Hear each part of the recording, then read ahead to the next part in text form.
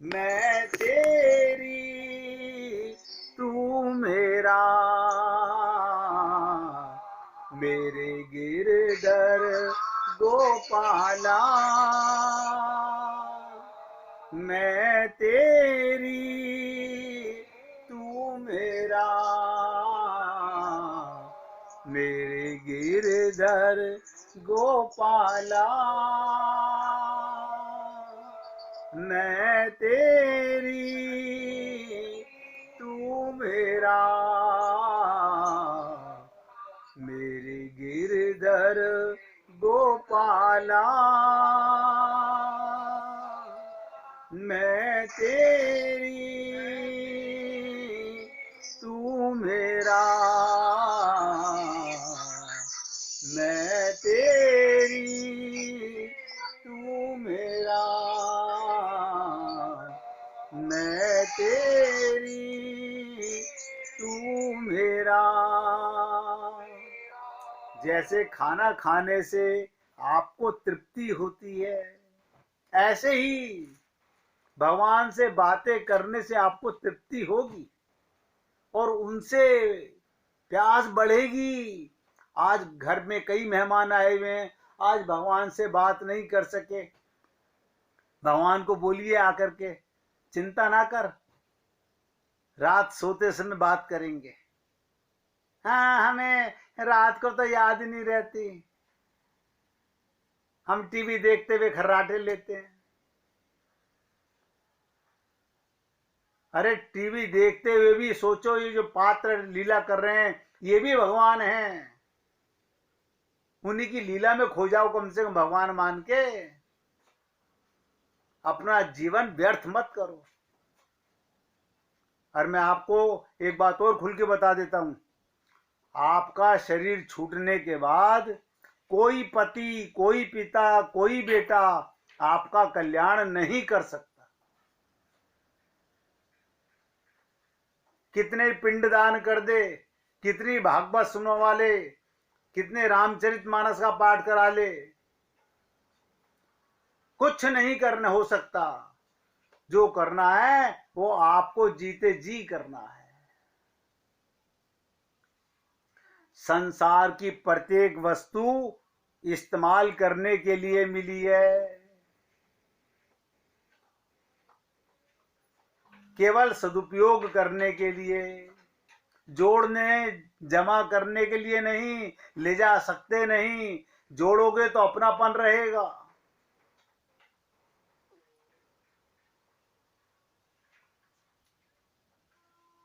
गीता पढ़ो तो सोचो, ये वही कृष्ण मेरे शरीर रूपी रथ पर मैं अपने मन की डोर इनके हाथ में सौंप दूं, ये ड्राइवर बन जाएं, मेरे रथ को, मेरी जीवन की नैया को ये चलाएं।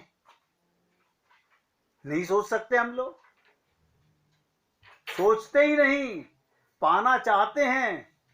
अब जब सोचोगे ही नहीं तो भगवान द्रवित होंगे कैसे? सोचो, भगवान की आंख में आंसू आए, तुम्हारी मोहब्बत ऐसी होनी चाहिए, हर शब्द में बस खो जाएं हम, और उनके पास और भी पास पहुंच जाएं, चिपट जाएं, भाव से चिपक जाइए भगवान के साथ। जैसे हम उन्हें छू सकते हैं, जैसे हम उन्हें देख सकते हैं, वो तो 24 घंटे देख रहा है हमारे को। देखो, मैं इसमें बोल रहा हूं और आप इसमें सुन रहे हैं, वो आपको सुनते हुए देख रहा है, मेरे को बोलते हुए देख रहा है, उससे कोई बचा हुआ नहीं है।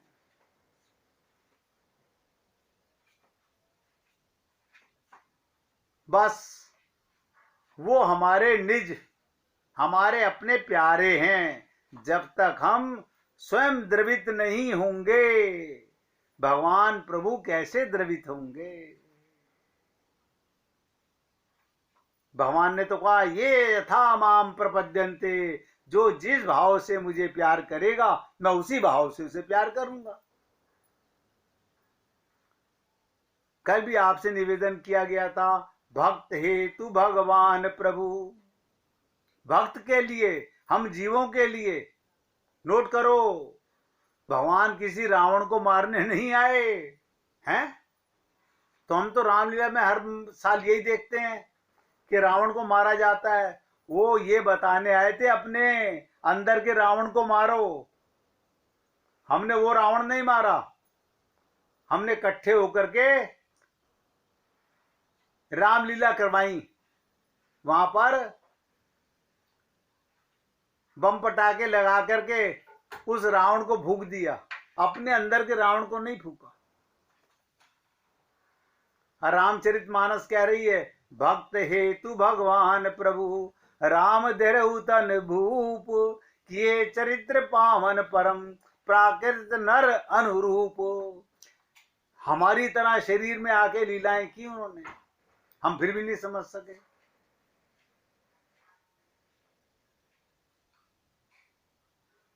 देखिए, गीता में भगवान ने कहा, योग क्षेम बहाम में हम। ये यहां से शुरू नहीं होता जहां से हम समझते हैं। बहुत ध्यान से सुनो, मैं गहराई से प्रयत्न कर रहा हूं बताने का। हमारे जीवन की क्या कहानी है? बस दो ही चीजें वो टिकी है, या तो भय है या लोभ है। दोनों आपस में जुड़े हैं। जो है क्या है? भय क्या है? जो है वो चला ना जाए, इसका भय है। हर आदमी, मेरे पास 50 लाख रुपए कम नहीं होने चाहिए, मेरे प्राण चले ना जाएं।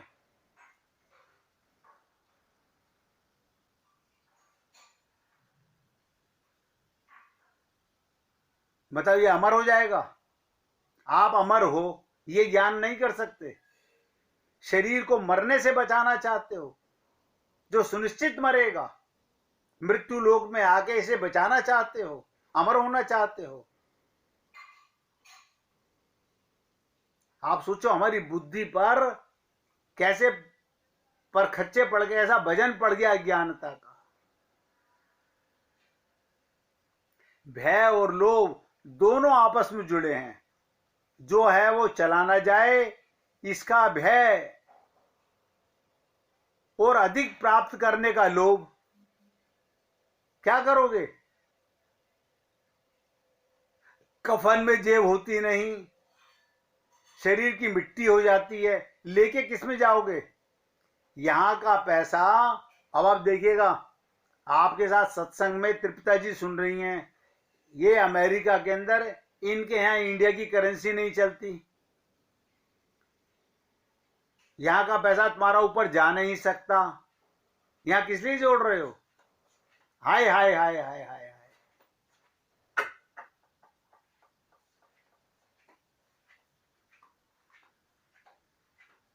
अधिक प्राप्त करने का लोभ, जो है वो चला न जाए इसका भय। हमें चाहिए सुरक्षा जिसका आधार है भविष्य। हमें भविष्य की सुरक्षा चाहिए। जो हमसे जुड़े हैं या जिनसे हम जुड़े हैं, उनका आधार भी यही है, वो मेरे काम का अभी है या नहीं, अब भविष्य में होगा या नहीं। हम पैसे कमाने के अलग अलग इंतजाम करते हैं, लेकिन कभी भी ये भाव आता है? आता ही नहीं। हम अब पूर्णतया सुरक्षित हैं। लोभ के मूल में भी तो भय ही है। भले ही ईर्ष्या के रूप में दिखे, रिश्तों में भी यही है, ये बिछड़ गया तो मेरा क्या होगा। जो मिला हुआ है उसका सदुपयोग नहीं, उस समय तो उससे नफरत कर रहे हैं, मुंह फेर के सो रहे हैं, अब बाद में उसके लिए रो रहे हैं। ये हम लोगों का हाल है।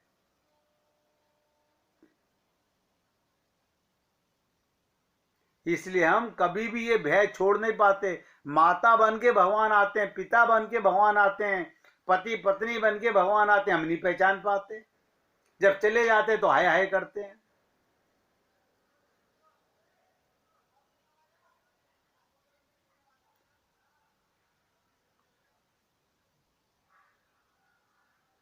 इन सब का असर ये, हम कभी भी सुख और शांति पा ही नहीं पाते।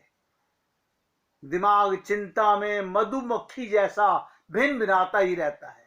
देखो कमाल की चीज है, हमारा दिमाग चिंता में मधुमक्खी की तरह भिन भिनाता रहता है। फिर दोबारा बोल रहा हूं, शरणागत होने का अर्थ है, नोट करो, अब मैं पुरुषार्थ तो करूंगा लेकिन कर्ता बन के नहीं। अर्थात मैं अपनी कामना के लिए कर्म नहीं करूंगा, मैं वो करूंगा जो करना सही है, उससे मुझे सुरक्षा मिले, भरण पोषण मिले। इसका आधार बनाए बिना खाली पेट पालने के लिए, सर छुपाने के लिए कर्म नहीं करूंगा।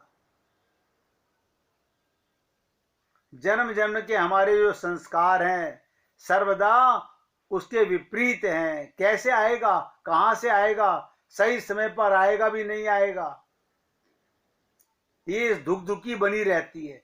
धीरे धीरे अपना भार छोड़ते छोड़ते भले ही घबरा घबरा करके ये दिखेगा, जब जितने की या जिस व्यक्ति का जिस वस्तु की मुझे आवश्यकता है वो पूरा हो रहा है। परमात्मा सब कुछ दे रहा है, लेकिन फिर भी हमें हाय हाय की मरते हुए शरीर को जीवंत करना चाहते हैं। ये नहीं सोई समझने का प्रयत्न करता कि भगवान को पहचानने का, पाने का, समझने का, अपने को जानने का मौका मिला था, वो गंवाने में लगे हुए हैं। आप सोचिए, हमें इसका अभ्यास है, 10,000 लाख करोड़ आदि बैंक में हो, तभी तो हम प्रोग्राम बनाए क्या करना है क्या नहीं। लेकिन भगवान जी का ये भागवतिक योजना ऐसी है, उनका पता है हमें कब क्या कितना चाहिए। उनके सहारे हम जीवन नहीं छोड़ते। कैसे विश्वास करें, अगर नहीं हुआ टाइम पर तो हम तो डूब ही जाएंगे। इसके उत्तर में यही कहा जा सकता है, अभी जो कर रहे हैं उसमें सुख शांति मिल गई क्या?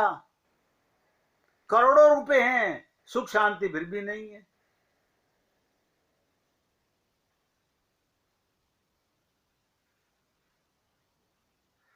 जब तक देह है, नोट करो, कर्म से छुट्टी नहीं मिलेगी, कर्म तो करना पड़ेगा। संत महात्मा हो, भगवान ने भी आके कर्म किए।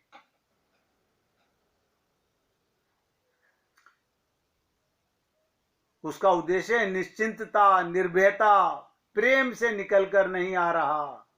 संत वचन पर विश्वास, भगवान को अपने साथ अनुभव करना नहीं आ रहा, तसल्ली नहीं हो रही।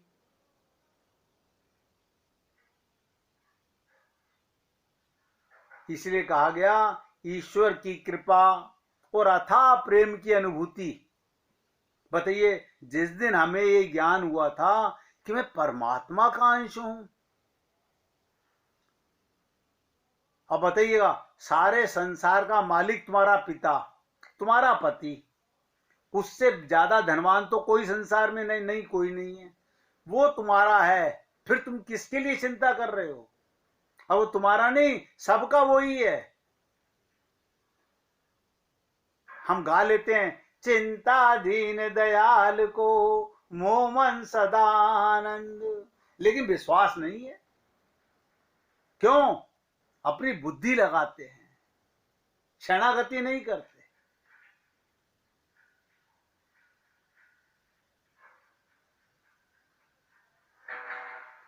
ईश्वर की कृपा और अथाह प्रेम की अनुभूति कर्ता बन के सुरक्षा करते रहने में नहीं होगी, अकर्ता बन के होगी। करते हो तुम कन्हैया, मेरा नाम हो रहा है।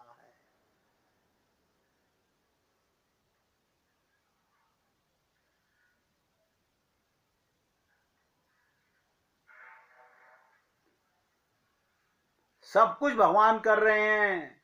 मैंने आपसे कहा, अर्जुन ने किसी को नहीं मारा, हनुमान जी ने किसी को नहीं मारा,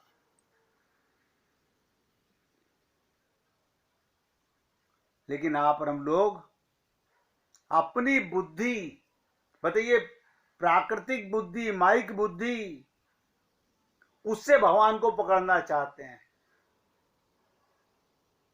संत महात्मा बार बार कहते हैं अंतःकरण को शुद्ध करो। अंतःकरण क्या है? मन का मैल। मन का मैल क्या है? ध्यान से सुनो, मन का मैल क्या है? मन में, अंतःकरण में, हृदय में आप और आपका बाप दोनों रहते हो, और आप बाहर का संसार अंदर भर के रखते हो। मेरे कितने भाई, कितनी बहनें, मेरे पियर में कौन कौन, मेरी ससुराल में कौन कौन, ये सब बाहर मिले थे, इनको बाहर बैठाओ ना।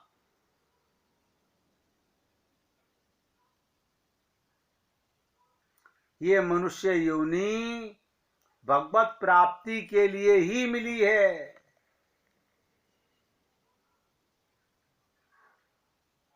भगवत प्राप्ति के लिए।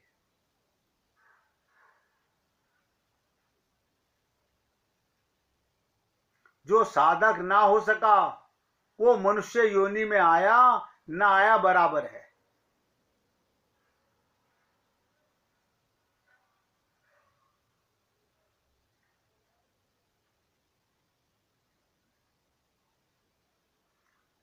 गोपियां मनी मन, कोई श्याम रंग में रंगी है, कोई भगवान के प्रेम में पगी है, और आप और हम लोग शरीर मान के माया के जंजाल में खुश हो रहे हैं। सुन लीजिएगा, यमुना तट पर अत्यंत रमणीय एक कुटी है। अब जब मैं लीला सुनाता हूं तो आंखें बंद करके ऐसा भाव कीजिए, सबका अपना अपना भाव होगा। यमुना तट, अब यमुना सबके सामने, आंखों के सामने आनी चाहिए। तट पक्का हो या कच्चा हो, यमुना तट पर अत्यंत रमणीय एक कुटी है। उस पर लताएं गिर रही हैं पेड़ों से, पुष्प महक रहे हैं। छोटा सा वहीं पर एक उपवन है, और मेरे पास पुष्पों का ढेर लगा है। विचार कर रही हूं, एक सखी कह रही है, मैं विचार कर रही हूं, एक पुष्पमाला बना लेती हूं। सहसा पद ध्वनि होती है, ऐसा लगा मैं पुष्पमाला बना रही हूं और कोई पास आने वाले की पदचाप सुनाई देने लगी। देखती हूं कि मेरे आंखों के द्वार पर सामने ही श्याम सुंदर खड़े हैं, परम सुंदर।